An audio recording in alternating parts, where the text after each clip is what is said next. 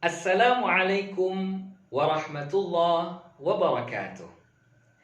Sahabat-sahabat Al-Quran, insya Allah pada video kali ini kita akan menjawab pertanyaan dari salah seorang sahabat kita berkaitan tentang perubahan sebutan huruf, ya, cara menyebut huruf ketika kita meminjam kata dari bahasa lain, ya. Seperti kita meminjam kata qalbun, ya, dalam pertanyaan itu qalbun dari bahasa Arab, kemudian kita pinjam masuk ke dalam bahasa kita berubah menjadi kalbun, ya, kalbu. Qalbun hati, kalbu dalam bahasa Indonesia hati juga kan gitu ya. Tapi kalau kita kembalikan kepada bahasa Arab, kalbun dia punya makna yang lain lagi gitu ya. Hewan bukan apa ya, bukan hati lagi. Ya, itu yang dia tanyakan ya. Qalbun berubah menjadi kalbu. Jadi itu apakah bermasalah atau tidak? Oke. Jadi kita akan coba untuk menjawab pertanyaan ini. Peminjaman kata atau pemakaian kata dari bahasa asing kepada bahasa kita itu disebut dengan iqtirad, ya, iqtiradul lughawi, peminjaman bahasa.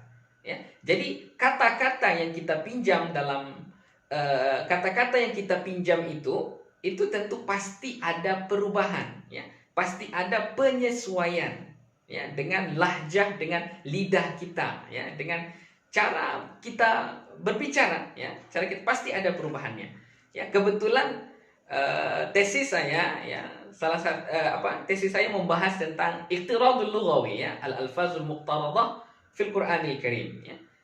Jadi insyaallah saya akan coba terangkan, ya, perubahan kata-kata yang kita pinjam dari bahasa Arab secara garis besarnya itu ada 3 perubahan. Oke? Perubahan yang pertama kita sebut dengan at-taghayyur sauti, ya, perubahan dari saut, penyebutan, ya.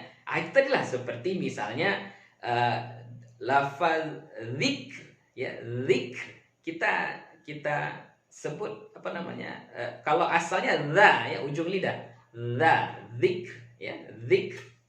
Tapi ketika sudah kita pinjam dalam bahasa kita, dia berubah menjadi zai, ya, kita sebut zikir, ya, zikir. Jadi dzikr, zikir, zikir, zikir, zikir. Nah, jadi ada perubahan dalam saut, ya, dalam penyebutannya. Atau tadilah seperti yang dia tanyakan tadi kan, qalbun, ya, qalbu berubah menjadi kalbu, ya. Jadi ada perubahan, ya, kalbu. Banyak sekali ya contoh seperti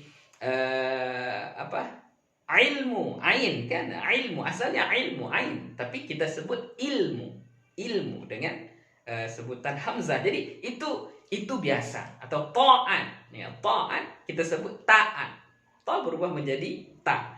Itu biasa. Itu kita sebut dengan at-taghayyur sauti, perubahan dalam suara, cara penyebutan. Jadi apakah itu salah? Oh tidak, ya, itu tidak salah, ya. Salah kalau kita menyebut bahasa Arabnya dengan seperti itu salah, ya. Tapi kalau sudah jadi bahasa kita itu tidak salah, ya. Itu tidak salah, tidak mengapa, ya. Kemudian perubahan yang kedua kita sebut dengan at-taghayyur sarfi, nah, ya, perubahan dalam bentuknya, ya. Contoh seperti iman dalam bahasa Arab itu masdar, ya, isim, ya, iman. Kalau kita mau sebut beriman, jadi kalau kita nih mau jadi dia jadi fi'il, kita tinggal tambah awalannya saja, ya, ya, jadi beriman, beriman. Jadi yang kita pakai tetap lafaz isimnya, iman tadi, ya, iman. Tinggal hanya ditambah saja. Beriman, awalan ya, beriman. Jadilah dia dengan makna fi'il. Dalam bahasa Arab, dia bukan iman lagi, tapi apa fi'ilnya lah. Fi'ilnya apa? Amana atau yu'minu. Amana, yu'minu, beriman. Ya. Jadi ada perubahan. Apakah salah kita menggunakan sebutan beriman? Oh tentu tidak. Kenapa? Karena itu sudah jadi bahasa kita. Ya, jadi bahasa yang kita pinjam, ya, bahasa yang kita pinjam itu kalau udah masuk ke bahasa kita, maka itu bahasa kita. Jadi kalau ada perubahan itu biasa, tidak ada masalah. Oke. Kemudian perubahan yang ketiga itu disebut dengan at-taghayyur ad-dilali, taghayyur dilali, perubahan makna. Ya, pergeseran ya. Saya lebih suka menyebutnya pergeseran makna. Contoh ya, saya kasih contoh seperti ulama ya, ulama. Nah, itu ulama kalau dalam bahasa Arab itu menunjukkan orang-orang alim ya, jamak banyak. Tapi kalau bahasa kita ulama itu menunjuk kepada satu ya, seorang, dia itu adalah seorang ulama ya, dia itu adalah seorang ulama. Kalau mau buat jamaknya, buat ramainya, bisa kita sebut para ulama atau ulama-ulama itu ya. Jadi ada perubahan. Dalam bahasa Arab ulama jamak, dalam bahasa kita ulama mufrad, menunjukkan satu. Apakah itu salah? Oh tidak, itu tidak salah ya. Kenapa? Karena sudah menjadi bahasa kita. Oke, jadi kesimpulannya ya, perubahan sebutan dan lain-lain sebagainya, kalau sekiranya perubahannya itu dalam bahasa kita, itu tidak masalah. Oke?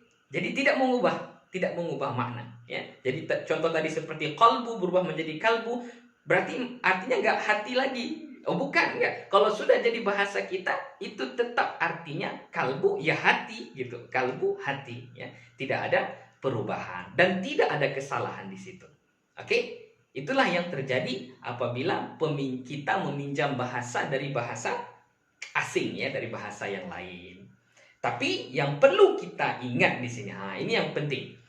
Dalam bahasa Arab, kalau di bahasa Arabnya ya, ini kita nggak bercerita lagi tentang kita meminjam, tidak. Ini bahasa Arabnya, itu memang perlu perhatian yang sangat-sangat betul ya, sangat-sangat bagus. Harus diperhatikan. Kenapa? Karena bahasa Arab ini, kalau kita salah sebut, maka salah maknanya. Maka berubah artinya. Ya, saya akan sebutkan 3 penyebab ini secara global saja ya. 3 penyebab perkataan dalam bahasa Arab itu bisa berubah maknanya.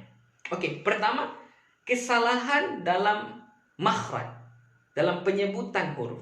Jadi kalau kita salah sebut huruf, maka maknanya bisa berubah. Berubahnya kalau dekat-dekat nggak masalah. Ini terkadang perubahannya sangat jauh sekali perbedaannya. Oke, saya akan berikan contoh-contohnya di dalam Al-Quranul Karim. Yaitu lafaz al-qanitin dengan al-qanitin ya. Yang pertama dengan ta, al-qaniti, ya, qanitin ya. Yang kedua qanitin, huruf ta.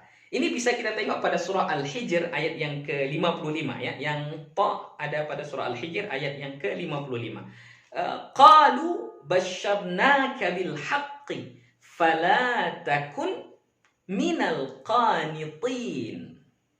Ta ya. Apa artinya? Fala takum minal qanitin.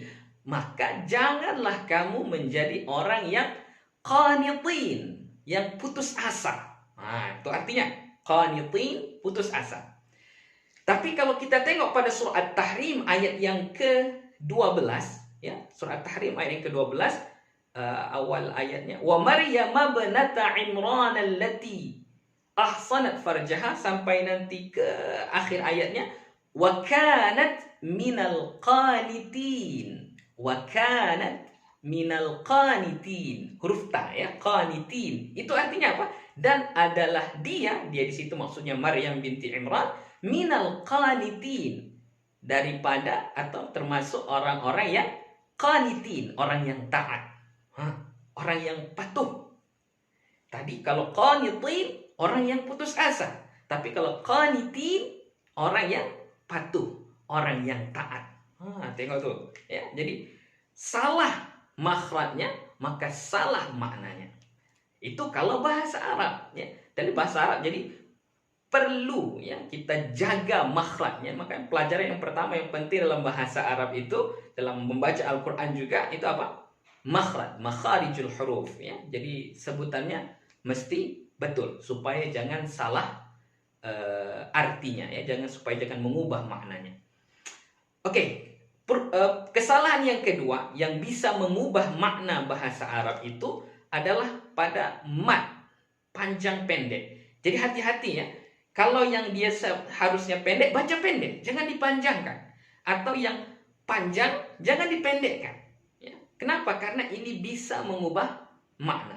Oke, kita akan ambil contohnya pada surah At-Taubah ayat yang ketiga. Ya.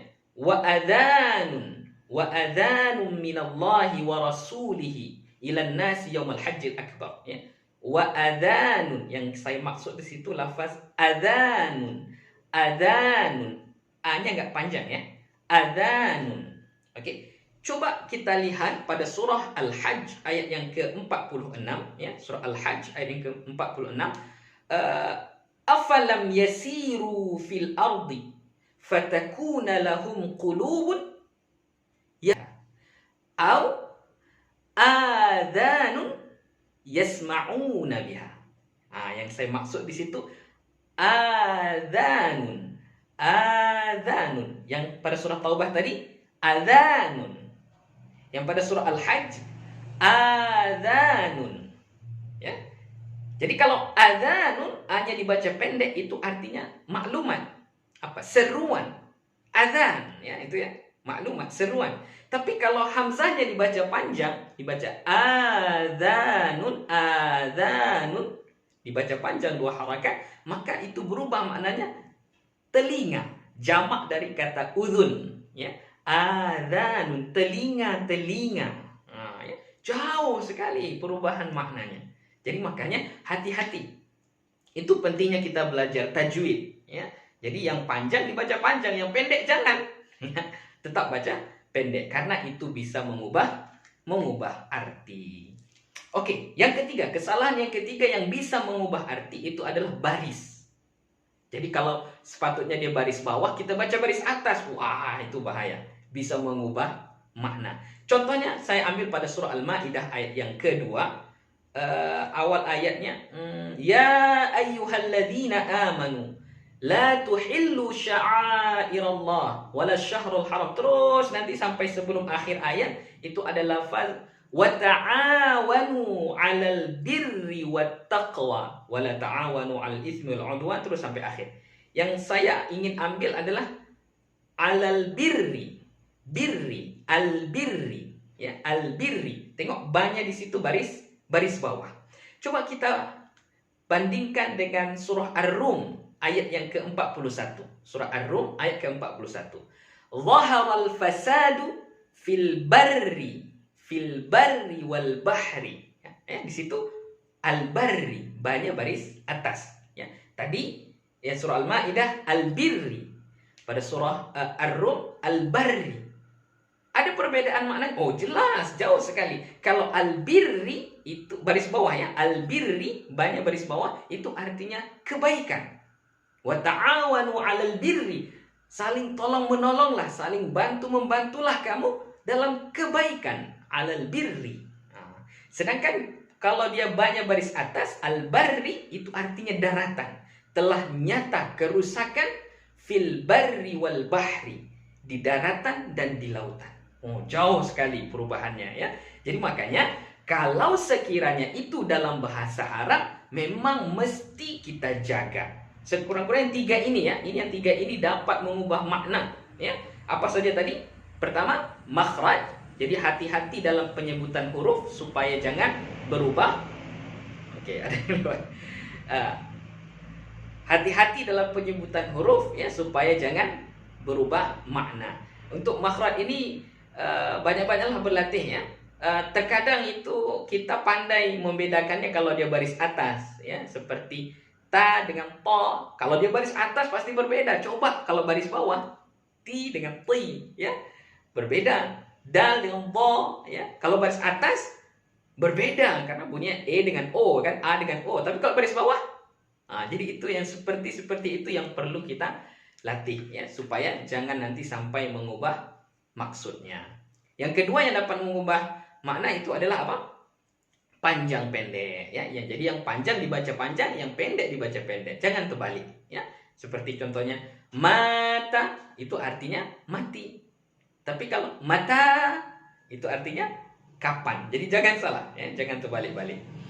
Kemudian baris ya, baris juga. Kalau salah barisnya maka salah salah pula lah maknanya. Itu kalau bahasa Arab. Tapi kalau sudah dipinjam, ya sudah menjadi bahasa kita, terjadi perubahan di sana sini, baik disebutan atau wazannya atau apanya, itu biasa, itu tidak salah.